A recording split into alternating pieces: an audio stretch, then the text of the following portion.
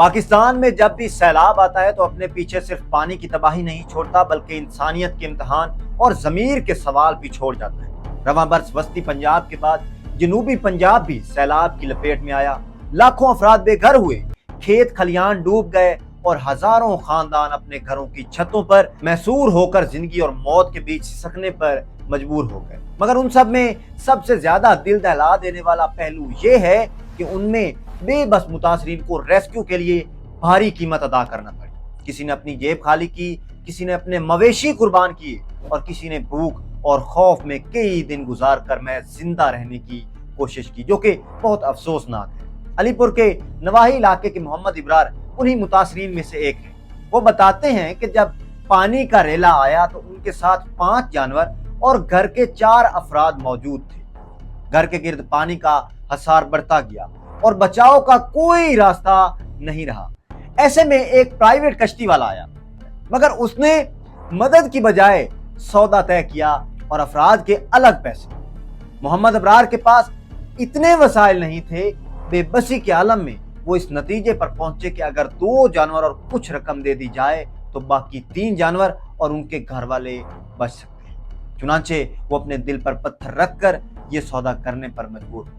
یہ فیصلہ اس کے لیے گویا اپنے ہی بچوں کو پانی کے حوالے کرنے کے مترادف تھا، کیونکہ دیہی زندگی میں جانور صرف معیشت نہیں بلکہ خاندان کا حصہ ہوتے ہیں۔ اور یہ صرف کہانی ایک محمد ابرار کی نہیں تھی، یہاں پر ایک دوسری کہانی بھی ہمارے سامنے ہے۔ سیلاب میں پھنسے ہوئے فیصل رفیق کی کہانی بھی اتنی ہی ہولناک ہے جتنی کہ ابرار کی۔ اس کے دوست ظہیر اقبال بھی اسی عذاب سے گزرے۔ پانی کے تیز بہاؤ نے ان کے گھروں کو اپنی لپیٹ میں لے لیا اور سطح آب 8 سے 10 فٹ تک پہنچ گئی۔ گاؤں کی حدود میں ہر طرف پانی ہی پانی تھا اور یہ صورتحال 48 گھنٹے تک برقرار رہی۔ فیصل رفیق اپنے دوست کے بالکل قریب ہونے کے باوجود اس تک نہ پہنچ سکا۔ ہے نا دکھ کی بات، کیونکہ نہ وہ تیراک تھا اور نہ ہی پانی کی شدت اسے اجازت دے رہی تھی۔ دونوں اپنی اپنی چھتوں پر مقید ہو گئے اور اندھیرے میں ایک دوسرے کو بلند آواز سے پکار کر یہ تسلی دیتے رہے کہ اب وہ زندہ ہیں یا نہیں۔ فیصل رفیق بتاتا ہے کہ پہلی رات انہوں نے یہ سوچ کر گزاری کہ صبح کوئی ریسکیو ٹیم ضرور آ جائے گی، مگر جب دن نکلا تو کوئی مددگار نہ آیا۔ دوسری رات بھی بھوک اور پیاس کے عالم میں گزر گئی۔ پانی کے ساتھ درختوں کے بڑے بڑے تنے آ کر بہہ رہے تھے اور ان میں سے کئی ان کے گھروں کی دیواروں سے آ کر ٹکرا بھی رہے تھے۔ فیصل نے بتایا کہ جب بھی کوئی درخت دیوار سے ٹکراتا تو ایسے لگتا جیسے کوئی مزدور وزنی ہتھوڑا مار کر دیوار گرانے کی کوشش کر رہا ہے۔ یہ جھٹکے ان کے خوف کو کئی گنا بڑھا دیتے تھے، کیونکہ بات ہی ایسی ہے۔ 3 دن تک گھروں کی بنیادیں پانی میں ڈوبی رہیں اور ہر لمحہ خطرہ بڑھتا گیا۔ فیصل نے دیکھا کہ ساتھ والے گھر کی 2 دیواریں گر گئی۔ اس وقت اسے یقین ہو گیا کہ اب ان کے اپنے گھر کی باری ہے۔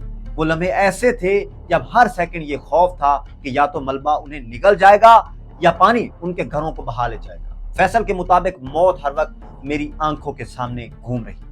وہ سوچتا کہ اگر وہ پانی میں بہہ گیا اور لاش بھی نہ ملی تو اس کے والدین اور اہل خانہ ہمیشہ اس کے حال سے بے خبر رہیں گے۔ یہ خیال ہی اس کے جسم میں کپ کپی طاری کر دیتا رہا۔ بالآخر تیسرے دن پانی کا لیول کچھ کم ہوا اور 5 فٹ تک آ گیا۔ فیصل نے ہمت باندھی اور گھر سے نکل کر قریب ایک اونچے مقام کی طرف روانہ ہوا۔ یہ فاصلہ بمشکل 100 میٹر کا تھا، مگر اس دوران 3 سے 4 سانپ اس کے قریب سے گزر گئے۔ وہ کسی نہ کسی طرح بلند مقام پر پہنچے۔ یہ بڑا خوفناک منظر ہوتا ہے کہ جب آپ پانی میں تیر رہے ہوں اور آپ کے قریب سے سانپ بھی گزر رہے ہوں، اور وہاں سے مدد کے لیے اس نے آوازیں لگائی۔ کچھ دیر بعد علاقے کے چند نوجوان وہاں پہنچے اور انہوں نے فیصل اور ظہیر اقبال کو ریسکیو کر کے محفوظ مقام پر منتقل کیا۔ مگر کہانی یہی ختم نہیں ہوئی۔ جب پانی مزید کم ہوا تو فیصل واپس اپنے گھر آیا۔ یہ دیکھ کر اس کے قدم زمین پر جم گئے کہ گھر کا وہی حصہ منہدم ہو چکا تھا جس پر اس نے کھڑے ہو کر گزشتہ 72 گھنٹے موت اور زندگی کے بیچ گزارے تھے۔ گویا وہ جس جگہ کو اپنی آخری پناہ گاہ سمجھ رہا تھا وہی اس کا مقتل بھی بن سکتی تھی۔ یہ واقعات چند افراد کی کہانیاں نہیں ہیں بلکہ ان ہزاروں خاندانوں کی نمائندگی کرتی ہیں جو اس سیلاب میں سب کچھ کھو بیٹھے ہیں۔ یہ تو بس تھوڑی ساری کوئی 2-3 لوگوں کی کہانیاں، یہاں پر ہمارے پاس لاکھوں لوگوں کی کہانیاں سامنے آتی ہیں۔ اصل سوال یہ ہے کہ کیا ریاست نے ان کے لیے ریسکیو کے مناسب انتظامات کیے؟ کیوں متاثرین کو اپنی جان بچانے کے لیے پرائیویٹ کشتی مالکان کے ہاتھوں بلیک میل ہونا پڑا؟ کیا انسان کی زندگی کی قیمت پیسوں اور جانوروں کے عوض لگائی جا سکتی ہے؟ پاکستان میں سیلاب کو مکمل طور پر روکنا ممکن نہیں ہے، لیکن اس کے اثرات کو کم ضرور کیا جا سکتا ہے۔ کشتیوں کی ریگولیشن، ریسکیو آپریشنز کی بروقت تیاری اور متاثرین کے لیے محفوظ مقامات کی پیشگی نشاندہی ایسے اقدامات ہیں جو انسانوں کو بے بسی کے ان لمحات سے بچا سکتے ہیں جن میں ابرار نے اپنی زندگی گزاری، جن میں ان کے دوست نے زندگی گزاری۔ اگر ایسا نہ کیا گیا اب تو ہر سال محمد ابرار اور فیصل رفیق جیسے لوگوں کی کہانیاں ہمارے سامنے آئیں گی جو ہمیں یاد دلاتی رہیں گی کہ اصل تباہی پانی کی نہیں بلکہ انسانی لالچ اور بد انتظامی کی ہے۔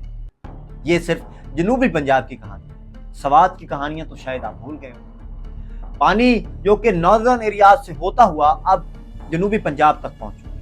ملتے ہیں اگلی ویڈیو میں، اجازت دیجیے، اللہ حافظ۔